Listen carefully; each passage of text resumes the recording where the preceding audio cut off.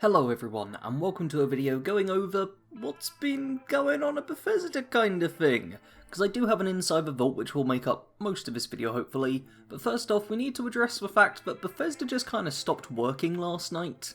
As many of you will have seen if you saw my community post or follow me on Twitter at BadCompanySarge, or just in general were talking to people in the community, you probably will have noticed that like 99.9% of people couldn't log into Fallout 76. Now, this was not just a Fallout 76 issue, to be clear. Lots of people are being like, oh my god, it's the hackers in 76 have broken everything. Very unlikely. Instead, Bethesda's live services and live games all were suffering from outages, so this was a whole Bethesda thing. If there's the Bethesda status page, which hopefully is on screen now, which will show you that, yeah, pretty much everything wasn't working very well. And we still don't know what was going on, which bugs me. However, Valseek, who is a community manager, has said, "We have now resolved the issue that was previously causing login and connectivity issues for Fallout 76 and other Bethesda games." And yes, says it all is working fine. They apologise for if it put a bit of a dampener on the evening and stuff, and thank us all for being patient, but they do not say what actually happened, which is leading tons of people to speculate. And I'll tell you right now that almost every piece of speculation you hear will be wrong. And I can say that confidently because there is so much speculation and it is all over the place. It's everything from aliens to Todd Howard just got angry at us to likely things like power cut or generators failing. Like, it's crazy how much speculation there is, but none of us actually know, which is worth pointing out. So I guess it's kind of a wait and see if Bethesda ever fully addresses what this was, but honestly, I'm doubting that's gonna happen, hence I'm making the video now. But I was able to log on before I made this video. I logged on to 76, everything seemed fine, so you should be able to jump back into the game, and it should all be good. Now, on to the Inside the Vault, which released yesterday, just, I think, like 4 or 5 hours maybe before the server issue started, which is great. And the first thing, which has a lot of people being conspiratorial about it, is multi-factor authentication is now available. And, well, it's probably available, providing all the services are up.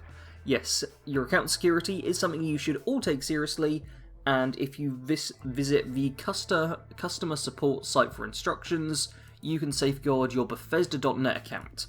And a lot of people are once again saying, oh, this must be causing the issues, but I'm not aware of it. But yeah, multi-factor authentication is, yeah, basically just use a little app thingy, an authenticator app, which I don't think I can actually do. I haven't checked this myself because I don't have a smartphone.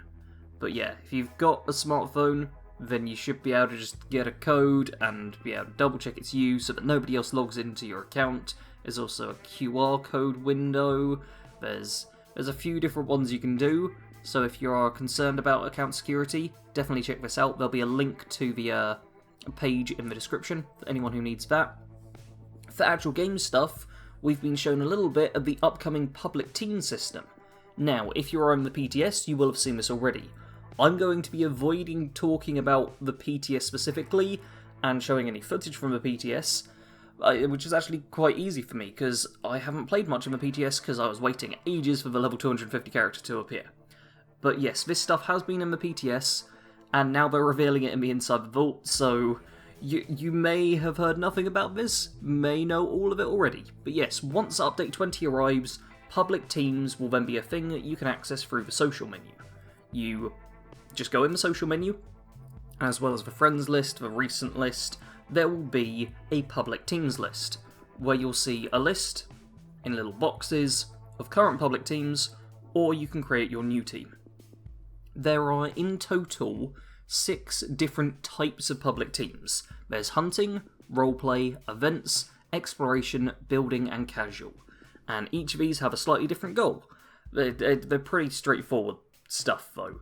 It's pretty much like, oh, do you want to do events? Do you want to build? Do you want to kill legendary creatures? Cool, it's very, very simple. And the benefits are fairly mediocre for the most part, it seems.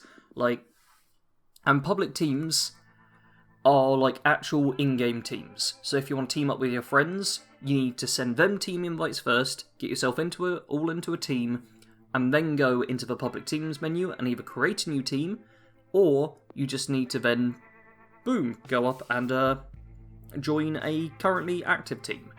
And I mean, if you're playing as part of a team, I realise I'm saying that word too much now, it doesn't matter, then you may as well be in a public team just for the events one, you get bonus XP for completing events.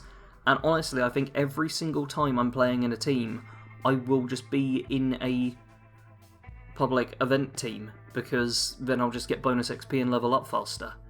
But yes, I'm actually not going to go any further into this, simply because well, the only other thing I would say is, as well as the boosts to experience, there's also charisma, endurance, intelligence, and luck boosts you can get, but only a maximum of +4, and the XP boost is a maximum of 100%. It's nothing crazy, so yeah, it's honestly annoying to talk about this because I don't want to go into any PTS stuff, but this is kind of the PTS thing, so I apologise. Now, they have changed the rules of PvP slightly with this whole public team, and I'm just going to read it verbatim here. Oh, before I do though, yes, if you're in a public team rather than someone that you're friends with and teamed up with, you can't build in each other's camps, and you can't open locked doors and containers that your public teammates have built without becoming wanted. And the rules of PvP have been adjusted for both private and public teams, so that a team member who engages in PvP with an outside player no longer also flags their teammates for PvP. So if you don't want to be involved in PvP, you can now team up with people who maybe do want to be involved with PvP, and you won't be dragged into it, which I personally like. It makes... I know there's people... I've seen a few angry people online getting annoyed about how PvP is working in the game and how they're ruining it. How dare they? But honestly, it is a case of so much of a community doesn't want to be involved in PvP at all, that making it so the ones that don't want to be involved in PvP can stay out of it is good. Would it be nice if there was a better way for PvP players to actually group up and engage in PvP? Yes, and I do think something really needs to be done for that if Bethesda wants to keep Adventure Mode PvP in the game, but that is for a later discussion. And final thing in Inside the Vault, there were some stats about Fasnacht, and the only mildly interesting one for me was 3% of all nukes were dropped on Helvetia apparently. So yeah, there was too many people nuking Helvetia.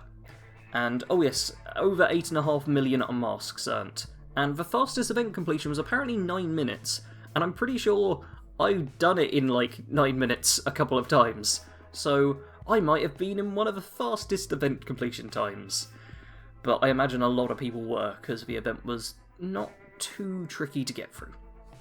Anyway, that is it for the Inside the Vault. Try and keep this somewhat brief. Thank you all for watching this video. Do leave a like if you enjoy being kept updated on the news. Feel free to subscribe if you're new and want to stay up to date on all things Fallout 76.